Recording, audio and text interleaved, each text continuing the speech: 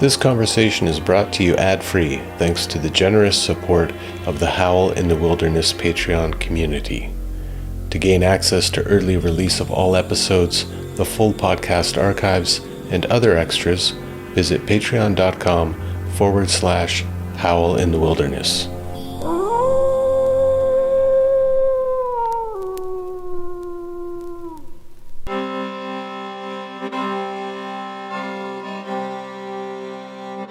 Forrest Wolfe, thanks so much for joining me on the podcast. I'm excited to speak with you today. Brian, thank you so much for having me on your wilderness, and congratulations on episode 232. Are you up that high now? It's quite a large number. So yeah, it's been 8 years, which is kind of hard for me to believe. I usually have a bit of a problem with commitment, but here we are.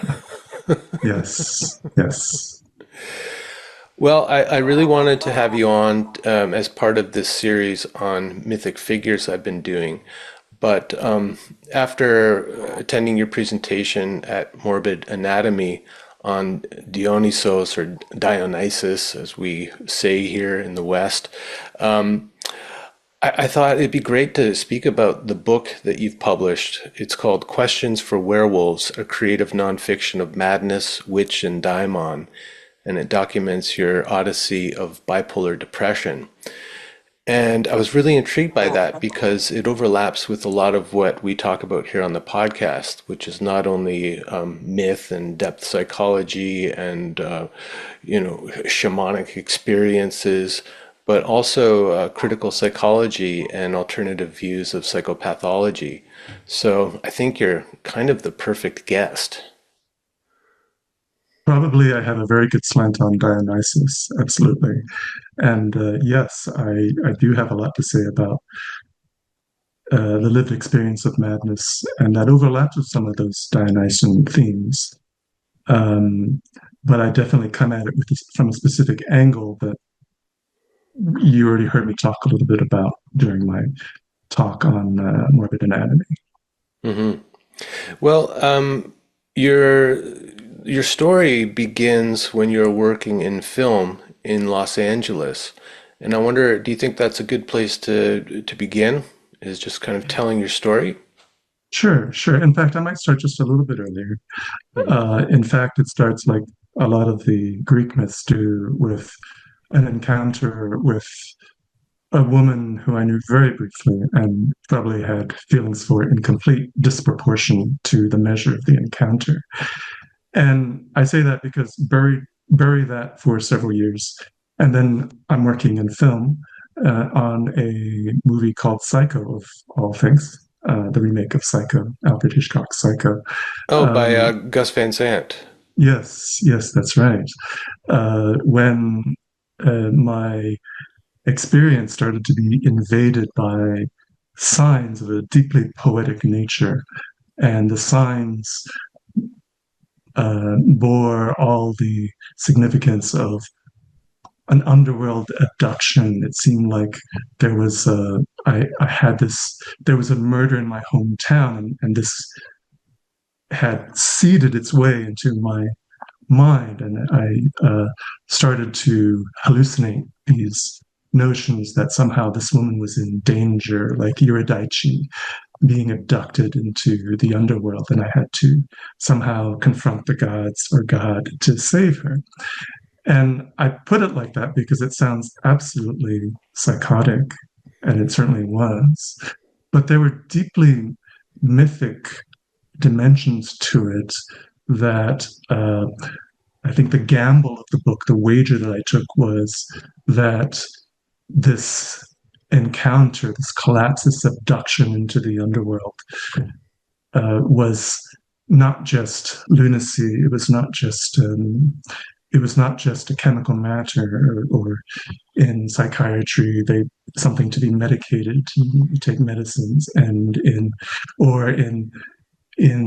that realm of quick fix cognitive behavioral therapy, to kind of fix your thoughts, get your thoughts right, so that those distortions are ironed out. So the wager I took was that to, in some sense, trust the voices.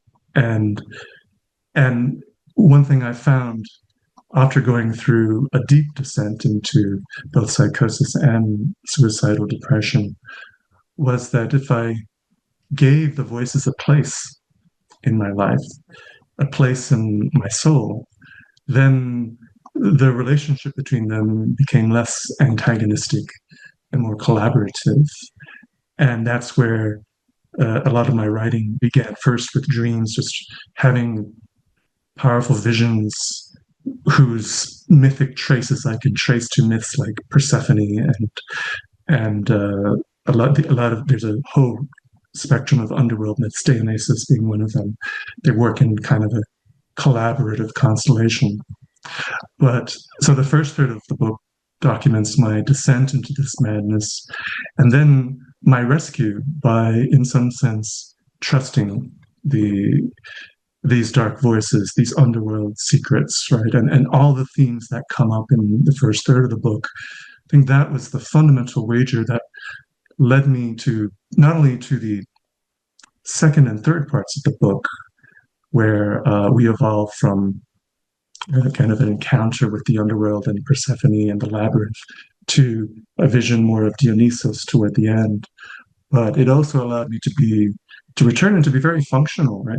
I've after I started to do that, I no longer was hospitalized. I no longer was in and out of hospitals every 6 months.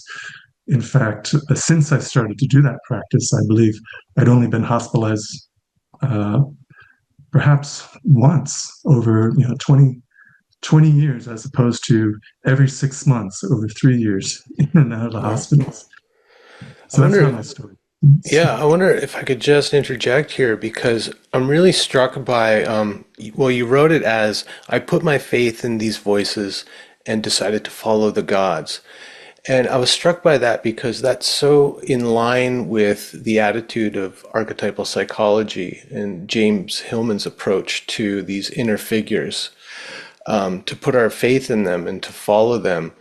And I think one of the things that people are often cautious of is that they fear that this, if we really allow for this, what he called a polytheistic psyche, that it would lead to fragmentation and schizophrenia, psychosis. A lot of people get really nervous about that kind of attitude to the psyche and all of these inner figures that can appear and engage with us. And your story is evidence to the opposite. You said you became more kind of psychologically healthy in a way, or at least more functional. Yes, yes. In fact, in some sense, going into the underworld, going into that dissolution and that disintegration allowed that reformation, right? New seeds to be planted and basically imbalances in perhaps the architecture of my psyche and long-standing traumas and long-standing buried memories of yearning that never dealt with, never mourned adequately. In many ways, they force me to mourn and to also recognize fundamental things that are not when you're working function, you're trying to be functional. You're not. You try to push this under.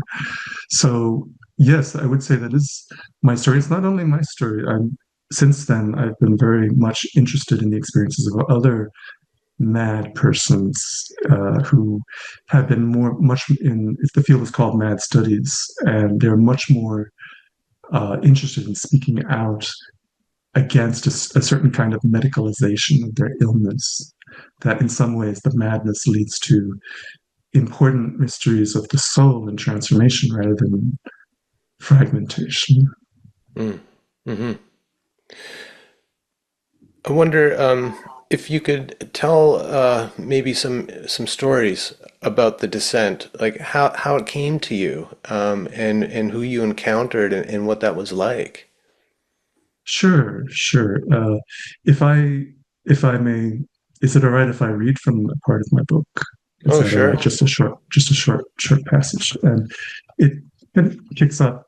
There's a kind of Gorgon Medusan theme here, but this is it's just a couple of paragraphs if you'll bear with me.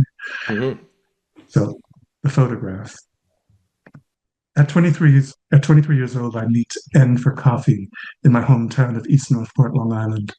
From that first conversation, painfully awkward, I shall always remember something extraordinary that she mentions. She got enrolled in a nursing program because that is the only thing I'm any good at. In this moment, as she gazes at me, her words shine. I have no explanation. And then that's just the setup for some of the thematic world that comes here. In all possible worlds, I met her. In all possible worlds, I lost her. Madness is but a door to the underworld, or perhaps the casting of a spell. Time is a metronome counting off. 1, the disaster, unnameable loss. 2, it is a hole deep and dark. 3, the tune is the womb. Such slow images belong to songs of the underworld, of death, loss, and resurrection. Revelation comes indirectly. Signs never achieve a single united agency. Everyone must eventually wander into the wild of the psyche, whose dark never bottoms out until one day a star may be born into brilliant existence. The picture of a rose ombrelle, which is the cover of the book here. The picture of a rose ombrelle must bear for me a cryptic link to the secret of divine love, death, and immortality. So that just gives you that in that moment, even at that very beginning, which I really wouldn't understand until later, there are certain myths of a divine order petrifying you, kind of kept turning you to stone almost, right? And you don't even realize you turn to stone. You wander on in life, but you're in some sense already dead, or in some sense you have been dead. You've always been dead. And so that is the precipitating action.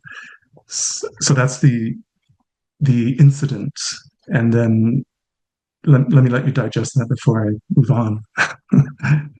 um, so um, so there was and let me also correlate this to certain Dionysian themes, which I would not have realized when I started the book, but by the end of the book, I realized all this is very Dionysian.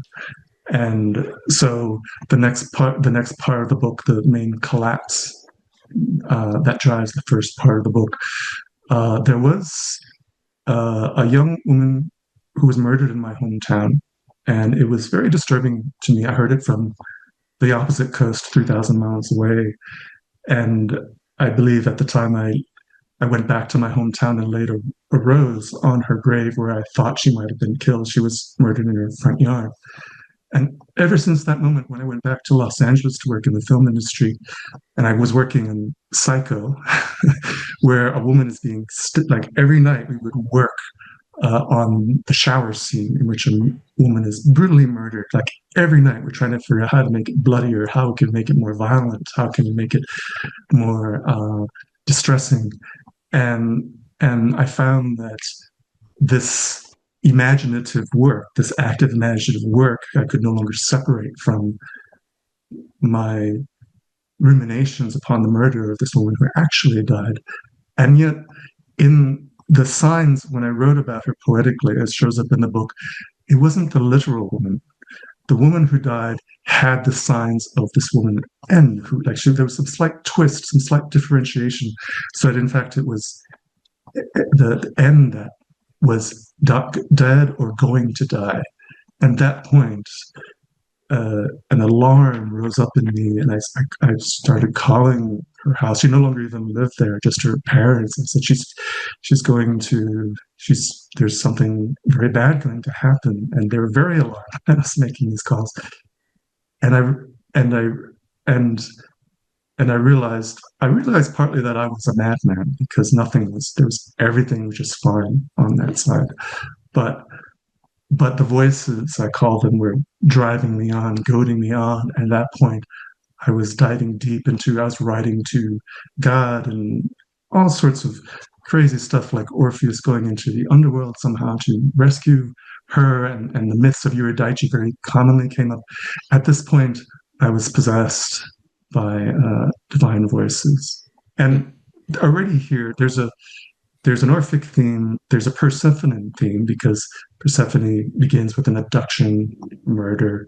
Her name, Phonos, I believe, has the element of murder in it. But there's also a Dionysian theme, and I'm assuming or we can talk more about who Dionysus was for those readers who may not be so familiar. But already in Dionysus, there's a theme that the Dionysus, the god, there was a subterranean god, a god who was murdered, and a god who was descended, who was brought into the underworld. And a lot of the suspense of his mystery, or part of his mystery, is how can he return from the underworld? So that's the descent into psychosis. Already there's a constellation of Orphic themes altogether: Orphic, Eleusinian, Dionysian, um, and and that's part of the reason why in my dialogue with some of the therapists I was dealing with on who were trying to say, who told me, don't listen, don't listen to the Hmm. voices. You'll be so much better. You just don't listen to them, right? They're not logical. They're distorted. You're having distortions. You need to, right? It, I instead, what I did was I just wrote, and I believe I just took the only ethic, the only maxim I knew to follow in when the entire ground collapsed around me was to write out of a certain devotion to that mystery, a love, a devotion, without knowing where it's going to lead me, where it's going to go, and and that trust, that faith, that begins that odyssey. And so that's where I decisively broke from. Uh, you know, I in some ways, I um, uh, tried to minimize the medical element in my life, not to put too much trust in it. I have to, in some sense, find my own answers, apart from the psychiatrist and from the CBT therapist.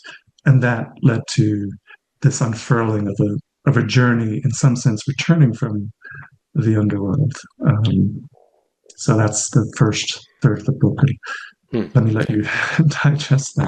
that. Well, that's interesting. I was going to ask if you sought out any kind of mental health support of any kind, and it sounds like you ended up with kind of mainstream conventional therapists who just couldn't follow you into the underworld journey.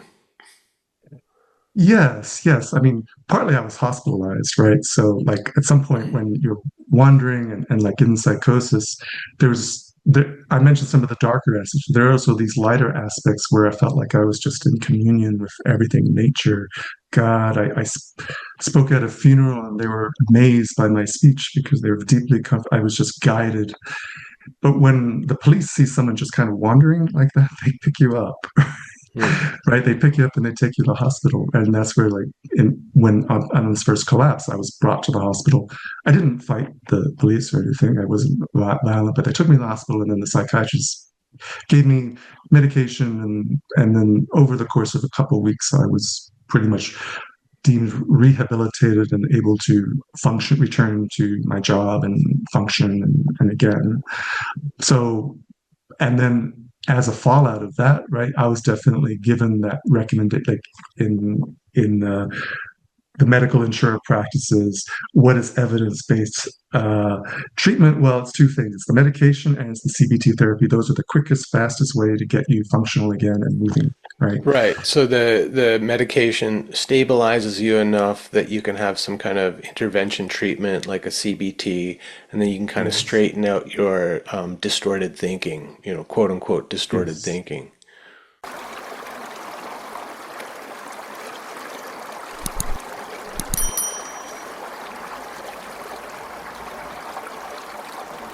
Yeah. Yes, I think what you're yes, describing too is very characteristic of what they call bipolar disorder, which in a rare case, I think it's an apt name for the condition, in that you can vacillate between these extremes of a deep, dark underworld kind of chthonic depression, but you can the opposite side of that is these kind of reaching great spiritual heights, a kind of spiritual inflation, and the charisma that a kind of manic personality will exude.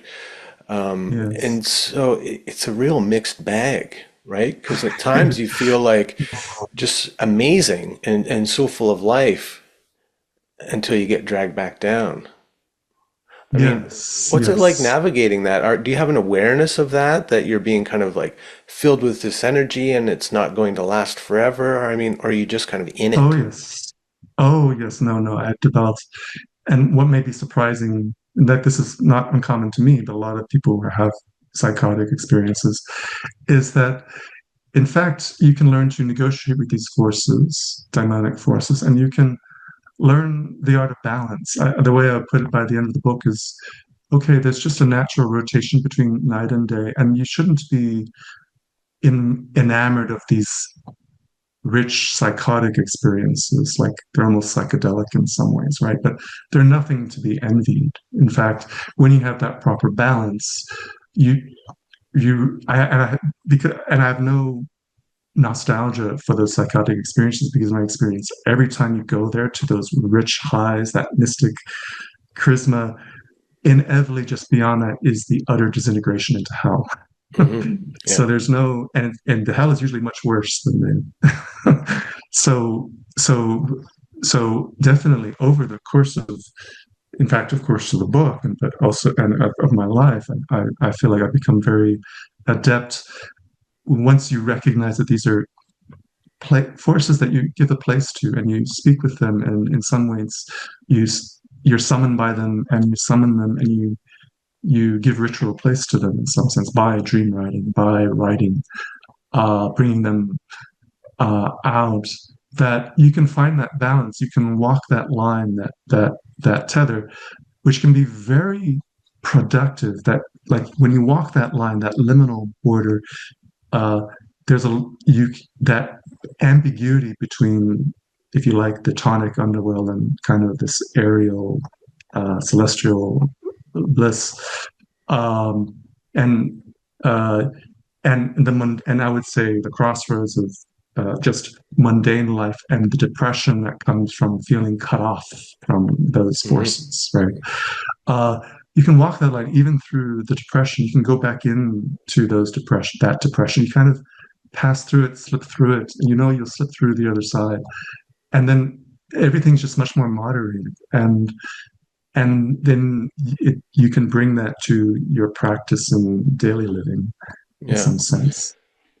Yeah, it's incredible because what you found, it sounds like through your own intuition or maybe daimonic guidance in how to work with these forces and these incredible swings of energy is very similar to what we could call like an archetypal psychology methodology, where you personify these forces or the inner figures. And one of the ways that that helps us is that it creates a bit of distance and kind of frustrates the urge to identify with these powerful forces, which gives you, it kind of tempers their power over you and guards against a kind of manic possession. And very much like this is the kind of thing that we would recommend is having dialogues, acting things out, creating art as a way to have a relationship with these forces without identifying with them and being taken over by them. Yes, I think that's a great way to put it. It's very important to understand, and that is one way to characterize it, is the psychotic in that blissful state believes he is in some sense the god, right? Right. In Or some like sense. Orpheus, you know, Uh, filled with this kind of savior like energy. I've got to save this woman in distress in the underworld, yes, and it's up to yes, me. yes, yes, yes, yes. And I think you're right that that part of engaging it is, first there's this ritual separation. Okay, I am not those forces. I'm not that, but they are summoning me, right? And I have to listen. I can't shut them out. But one thing I've also been surprised by is that whereas a lot of times you read the myths and the gods are just there to destroy you, they're just there to, like, rape you, abduct you, kill you, or whatever. But in fact, in some ways, if as you separate them and you lose that grandiosity, and in some ways, depression I found to be very helpful to kind of nurture depression as a way to reduce that sense of inflation, right? That sense of Yeah, right? it's a counterbalance to kind of a manic inflation, Mhm. depression. Yes. So you can also see it as a kind of a natural balancing. Like Hillman would say that because we live in a manic culture, it leads a lot of people to fall into depression as a kind of an antiodromia or a counterbalance to the manicness of our society, where everything's just go, go, go, faster, faster, faster, productivity. And so, of course, the psyche is just going to want to kind of rebel against that and fall into depression as a kind of relief from that manic energy that just never stops. That is one of the most depressing things that I've definitely heard was a lot of times, like when you're depressed, I was subject to depression was, and you've probably heard this line, just think positive, Yeah. right? Think You got to positive pull and yourself just, out of it. Be positive. yes, yes, exactly. Yeah, yeah. Or go to, I mean, I don't want to say this, but because I actually do take my mother to Catholic services, even though I'm not Catholic, but another answer I said was just go to church and and then you'll be filled with the spirit and that's it. Just forget about the darkness. Forget about all this crazy stuff. Just go back. The authorities have laid it out for you, right? Like just this is just go to church and read the Bible and yeah. And so that was another tendency, right? Just find church religion again, and that will save you. Yeah, like religion as a defense against the underworld journey or the shadow. Yeah. I mean, one of the maxims of archetypal psychology is follow the symptom, which means that you value the symptom, that the symptom is the soul, you know, literal translation of psychopathology, the cry of the soul or psyche. It's the soul trying to reach you and to speak to you and maybe like instruct you in some way.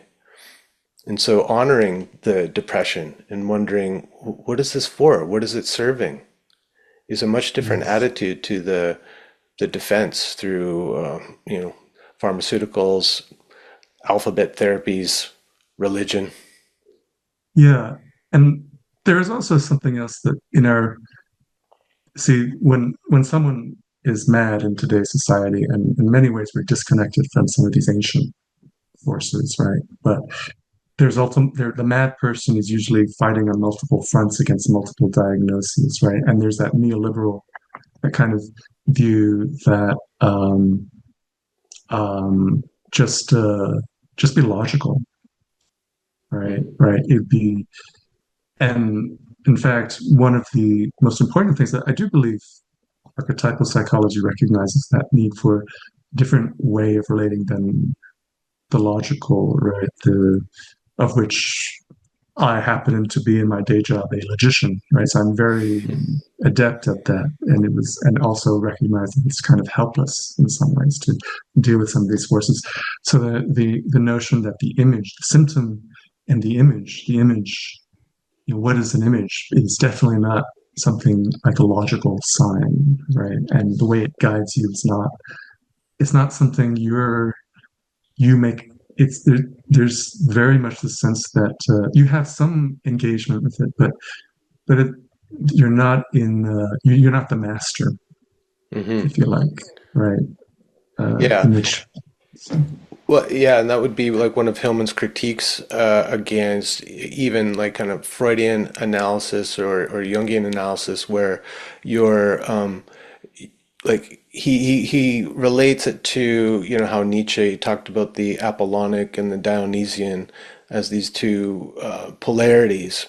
But it would be the Apollonian move to try to take something from the underworld, from the dream, and bring it up into the day world and explain it, symbolize it as a way for the ego to master it.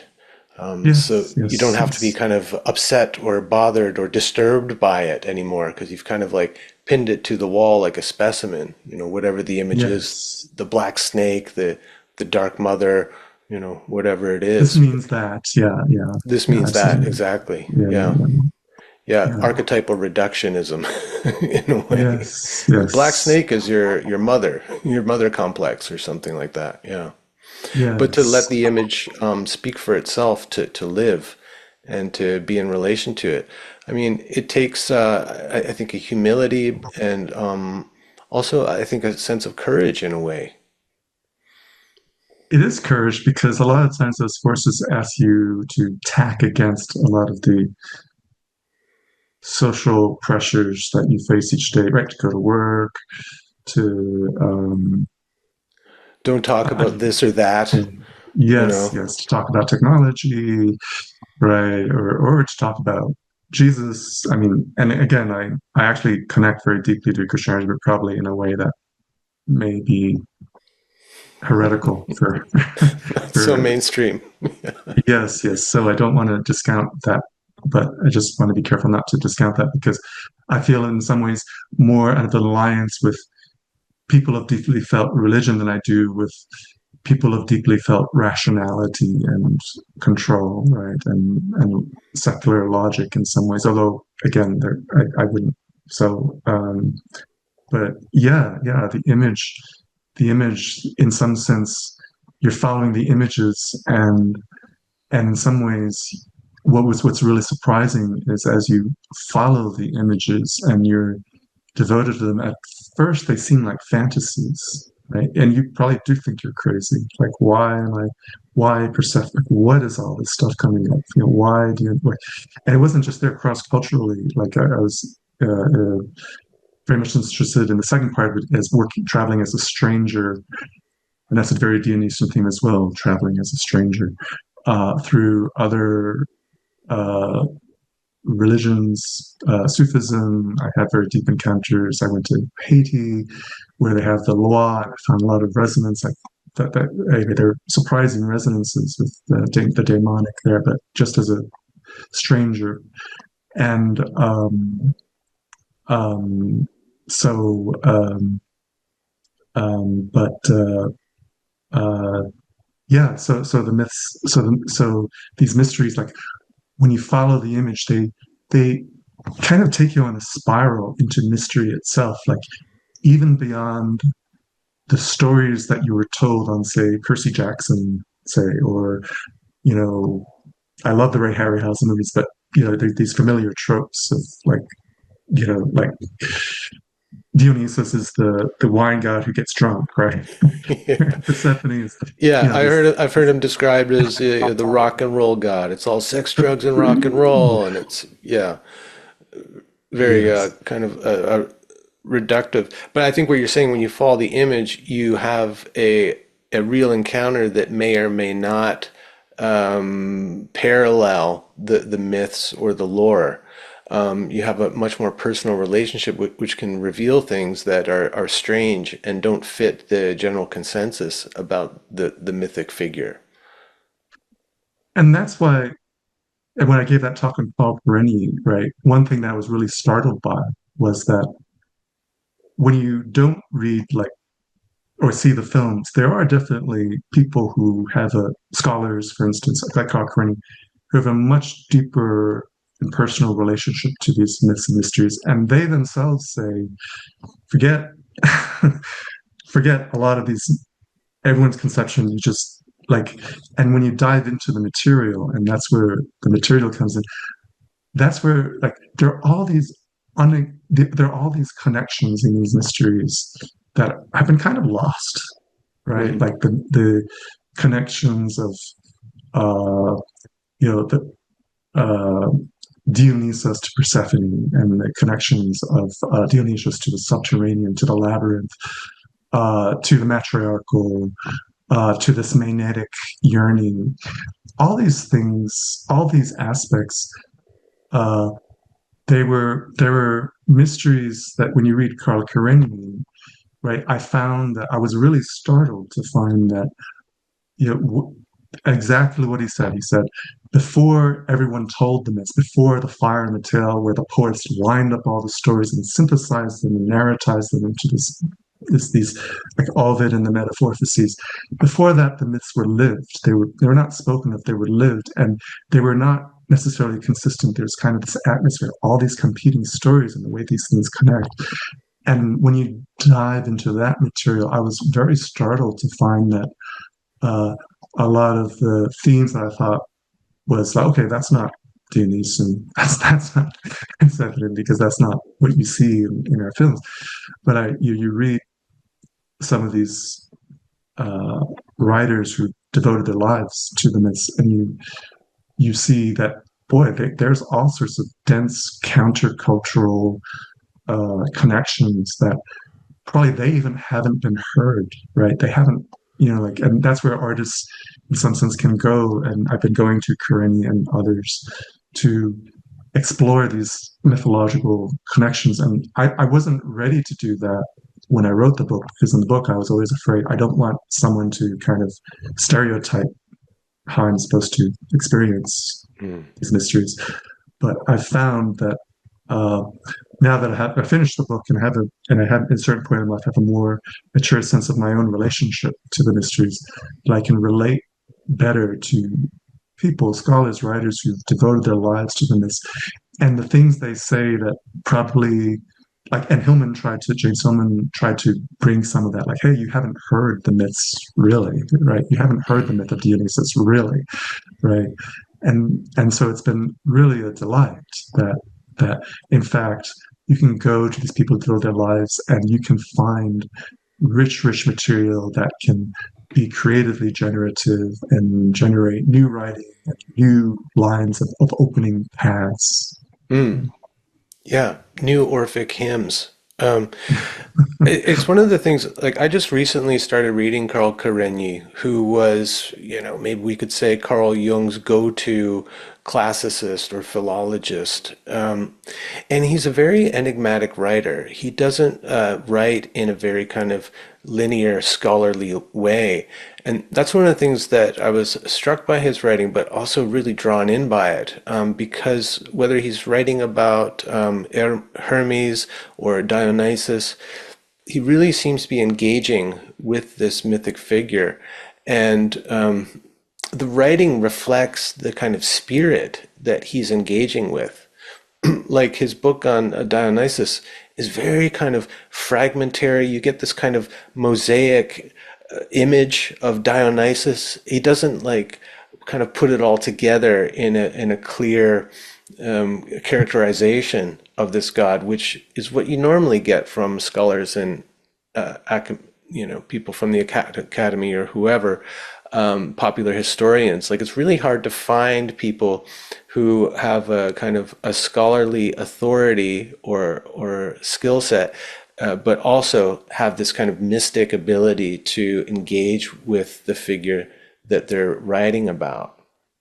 Yes, and that's this book right here, by the way, in case anyone, I've helped constantly. It's a little bit blurred out of my picture, unfortunately. Okay, there. Yeah, and I love the subtitle, Dionysus, Archetypal Image of Indestructible Life. Yes, yes, yeah. Talk to me about that's another, it's kind of like an enigmatic term. What does that mean to you? Dionysus, archetype of indestructible life. Yes, well, so in some ways, the way I want to answer that is kind of the way Carl Karenni tries to answer that a little bit, which is to say, I'm not going to give you a straight answer Yeah, good. We because, don't like straight answers here. right, because it says instead that what I'm going to give you is a lot of sensuous intuition, and I'm going to cite like the rites and the cultic activities show how intensely people live these mysteries, and out of that, maybe you can gain some contours of sense to it, right? But it's always going to be like it's going to be hard to conceptualize, right? Especially Dionysus, which is who is always something who has something of the nature of being all-encompassing beyond the human, beyond life and death, beyond male, female, right? Like so, especially a mystery like Dionysus, you're not going to get a straight answer.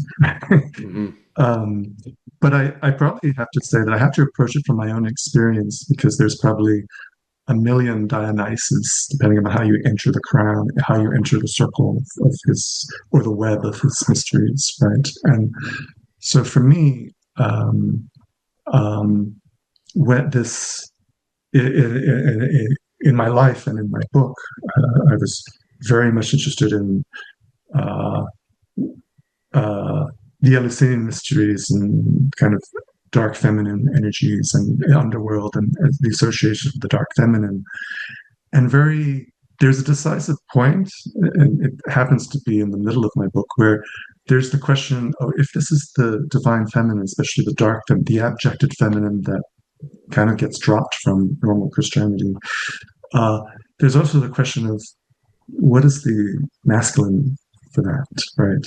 Mhm. And and Like, who is the dark brother of Jesus? something like that, yeah, yeah. And in fact, Jesus is this is not how I would speak at church, but Dionysus is the light aspects of Dionysus plus Apollo. Actually, there's a bit of Apollo in there, a bit of Osiris. Hey, there's other things going on, Well, but definitely, that's what I often tell people about the figure of Jesus Christ is like they tried to collapse all of the archetypes into one figure. yes, And yes, I think, the way Catholicism has become kind of pagan through the ages, incorporating more and more saints, like there's more and more differentiation that happens over the centuries with Catholicism, and especially when it goes out into places like Mexico and gets syncretized with the folk traditions there, it becomes kind of even more and more polytheistic in a way. yes, yes, So it's like that one figure couldn't hold all of that archetypal differentiation and had to fragment in a way. It just couldn't, the figure of Christ on the cross just could not hold it all as much as they yes. wanted that image to hold it all. Yes, and in fact, the subversive aspects of that, which is really the figure of the Madonna, which can be darkened in many ways. And in fact, some people argue with Black Madonnas, Black Virgins, the Urzuli in the Afro-Caribbean tradition, and you mentioned Santa Maria de Guadalupe, and the Black Madonnas in Europe, and is that there was that return of those darker tonic uh, feminine aspects, shadowed aspects, objected aspects of the divine feminine that can bring a very critical edge to how we negotiate with uh, some of the a lot of the beauty of Christianity, but also some of the shadow of Christianity. So yeah, I think that in many ways that return of Catholicism as kind of in some ways the saints and the Madonna, you've kind of smuggled back in these demonic forces that uh, there's a scholar who I read, and she writes it from the Greek tradition, and she says, you know, a lot of Christians, especially in the Western world, believe that there was a sharp break with the past and the pagan gods, but from an Orthodox Christianity, right, the other half of Christianity that evolved in parallel to Latin Christianity, she says, and certainly in Greece, she says, all the pagan gods are there right alongside, like Hades is still invoked, the names of Hades, like in Easter, like Good Friday, the a lot of these pagan festivals. It's kind of recognizing the non-rational way that these are continuous. The pagan gods live in the saints, right? And in so there, but it's definitely a very Western or Latinized notion that that requires this split from those ancient pagan traditions, especially again, I enjoy going to Protestant church as well, but Hmm. especially in Protestant, right, there's kind of this banning of the image, banning of magic, right? So in some ways, Catholicism is kind of a more faithful repository, however abjected of a lot of those magical and superstitious beliefs. Hmm. Yeah, sorry, I didn't mean to throw you off track there, but you were gonna, I think, kind of riff on the dark kind of masculine aspect. Yes, yes. So and the first, so certainly the riddle of the stranger. is something that surged very dramatically, and partly I have to go back. It started with my father, who was naturally enough a touch point, right? That of for me to understand what I have in connection with my father. My father was he was a good man, but he also had a darkness to him. He had a lot of war experiences in Southeast Asia. He worked for the CIA. In fact, he had a very secret side to him, and in many ways, he was dealing with. I mean, he had a lot of very dark experiences of life and death, and already right when and of course in many ways the war experiences were very tragic for him because I believe he began some ways like Pentheus or some ways like Oedipus, very out to kind of find the answer, kind of save the world, so to speak, right? uh like conceived like Apollo's warriors, flying in helicopters from the sky and winning the war against these tonic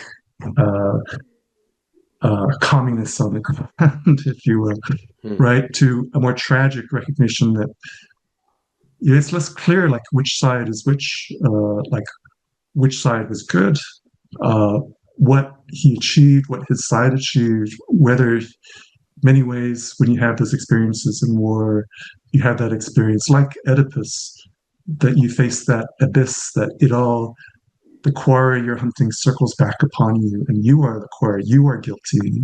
And in fact, that's very much what happened to people who came back from Vietnam. They were the guilty ones, right? So they, this paradox of indestructible life arose in that sense first with my father, who might try to narrate and connect to these mysteries of the way that his experiences of war, intentions have circled back into kind of an abysmal sense of like Oedipus at the end, like what there's it's all just garbage, right? It's all you're speechless, right? It all circles back upon you, and so that sense of indestructible life in two senses, right? So one, it's indestructible life through death, right? Kind of there's two dimensions to that. My father as someone like Oedipus, who, as the hero, becomes the quarry, right, and kind of the guilty party.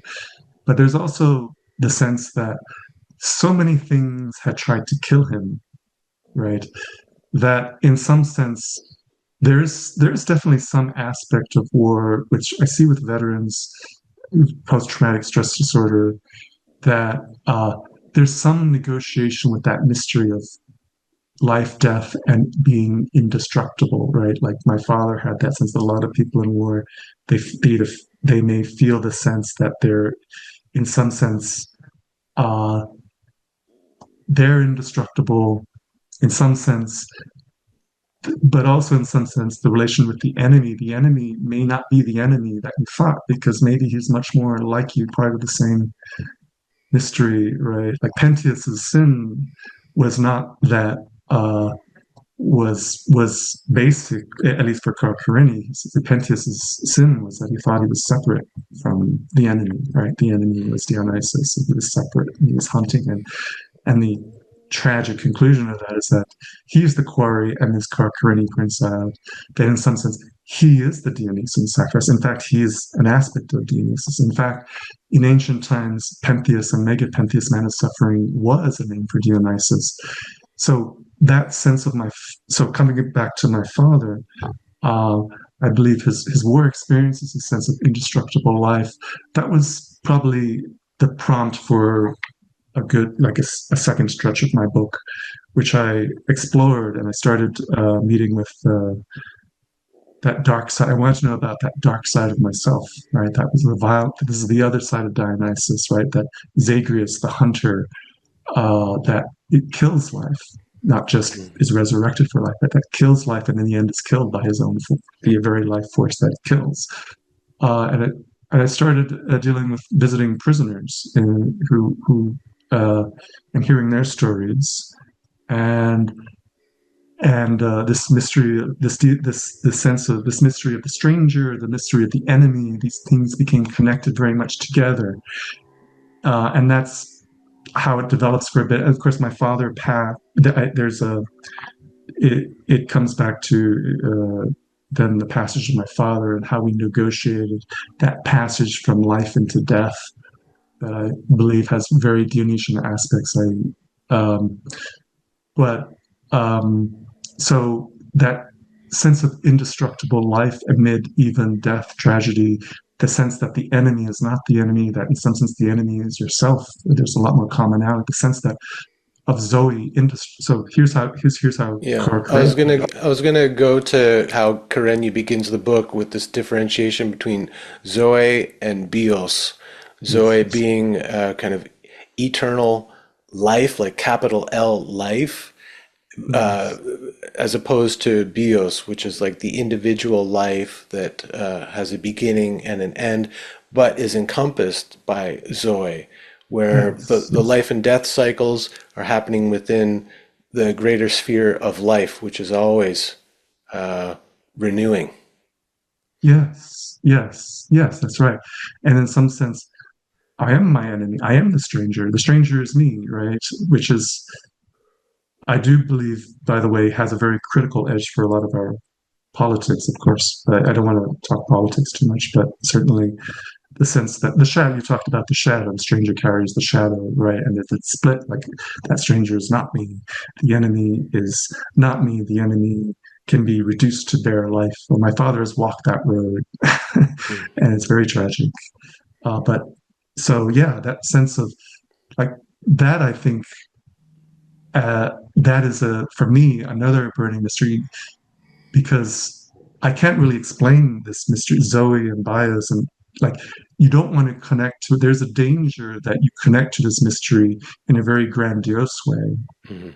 right? Like Like I'm above it all. I'm connected to yes, Zoe, and therefore, because then you kind of lose your morality yes, at that yes, level of being. You know, like the yes, universe is yes, ultimately kind of benign in terms of our individual lives, yes. but that's a dangerous place for us to try to live from as individuals, as human individuals.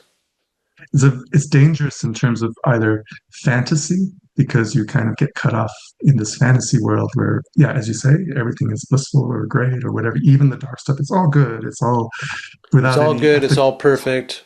Yeah, No yeah, problem. that's what the universe wants, and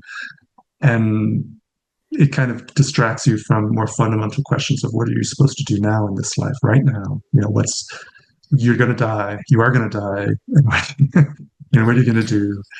Um, but also in war, right? They're definitely like there's always that sense initially, like you've killed people you cannot be like no one can kill you, which like that's like like that sense of like Nietzsche also, I think Crane is critical of Nietzsche, like he kind of connected too closely to Wotan as the storm god of war, right? That the warriors would, go psych themselves up and go into this, like they would become invincible and then they would go and wipe out and conquer, right?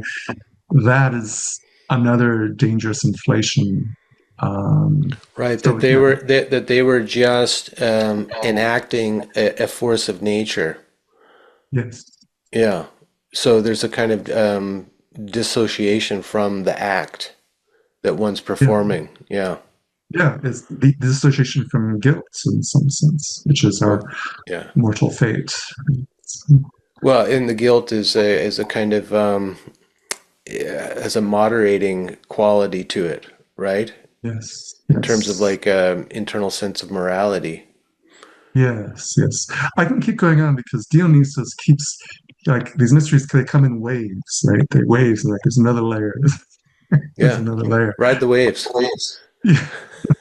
So, certainly during COVID, right, there were a lot of people who were feeling their mortality very close, but at the same time, there's this paradox where uh, there was also a curious mania that I felt like at these terrible, terrible times when people are dying and people are very sick, like there's also this curious mania that I observed and partly came up with. There was this mania, for instance, to become rich in the stock market. Like, hey, this is great. We can be rich. Like everything's going to go up while everyone's dying.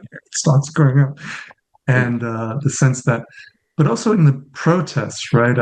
I mean, I was part of the Black Lives Matter protests, uh, and everyone was at that. It's different from now. Back then, everyone was like, "Yeah, Black Lives Matter." And there's that intoxication of like the protest, the crowd, where with it, that's just a very super. That's like a lot of. That's one of the stereotypes of Dionysus. Hey, it's about the mob. It's about the and Black Lives Matter is not a mob, by the way, but when it can be that people who join, like they join for a day for fun, right? To join the, I don't want to be too critical, but sometimes we can confuse that sense of intoxication, like the crowd is together, from the sense of mission that Black Lives Matter really does have, right? Mm. And and then, of course, there are the parallel approaches to January 6th protests, where again, there's that sense of intoxication, like people coming together, and something that's very intoxicating too, right? So that was one of the, that was a very that's certainly one of the festive aspects of Dionysus, to be sure. But you have to understand that that is not the only aspect, that he has much darker, graver mysteries. And if you stay within that aspect, it can be like a fantasy, right? So I thought that uh, some of the ways in which one can engage with whatever whatever social mission or moral mission or whatever political mission, right? You really have to distinguish the sense of that sense of intoxication, which is useful, right, from kind of like, but that's not. It's not only about, hey, we're together, we're fighting together. It's not just about that. It's about, like, you're losing a lot about what happened in history, right? It's and the sign of that is that very often allies kind of vanish away, right, when the tides turn, right, like Mm. 4 years later and so on. So that was another aspect of Dionysus. And I was cured from that because, and this is the third aspect of Dionysus, where it sounds very modest, it sounds like, is that really Dionysus? I think it is, but where just to get away from the madness of all this mania, I just went to uh, an island to camp out in nature, and like no humans around, just the wilderness and on the shore, and there I just had some.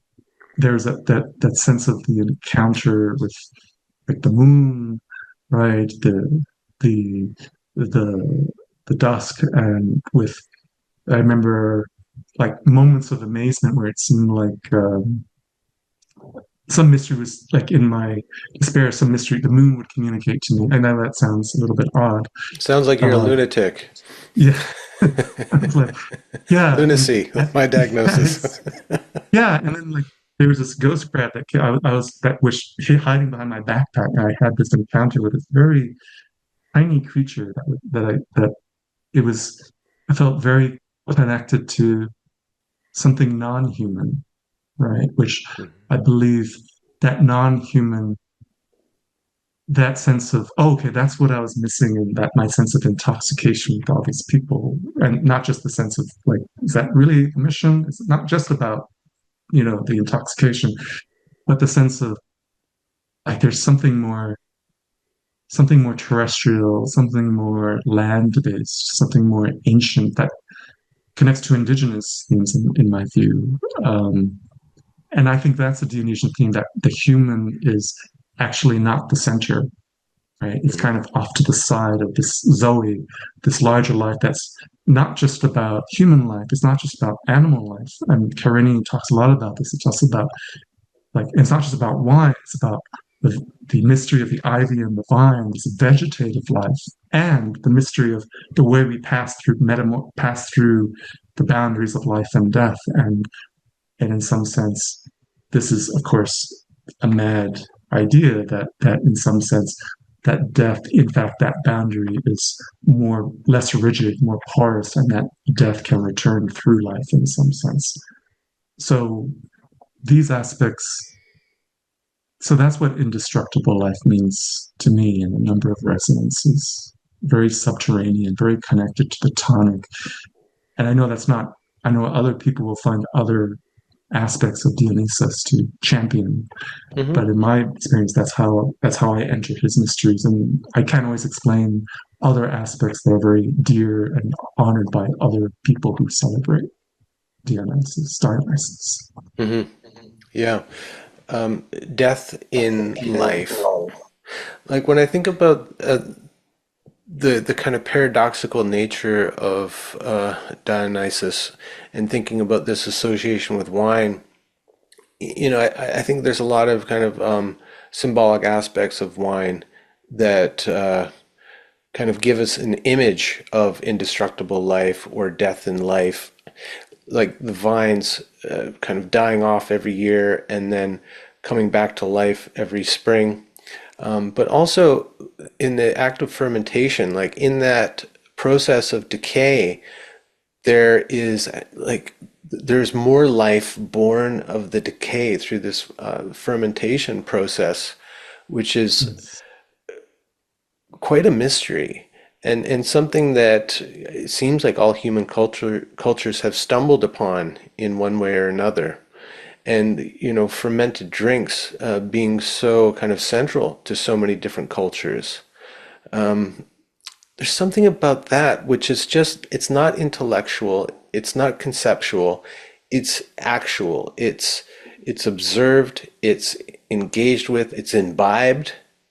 Mhm. And there's something about that that I really like. It's like instead of talking about Dionysus, have a drink of wine and contemplate the journey from the vine to the grape to your lips, and Yes. then what Yes. it does once it's inside of you. You Mm. feel, I'm having an imaginal drink of wine right now, and I'm feeling the warmth course down my throat into my belly, and my whole body kind of radiating warmth from the center, a kind of overall soporific, kind of relaxed state, which leads me into kind of reveries, you know, Yes. Yes. Mhm. where the mind can wander, where conversation can flow, and maybe the limbs start moving to music more freely. Yes. I mean, there's just something about that, like experience, like you have to kind of experience it. I get kind of tired of talking about these archetypal forces so much. Yeah. Yes. Yes. Yes.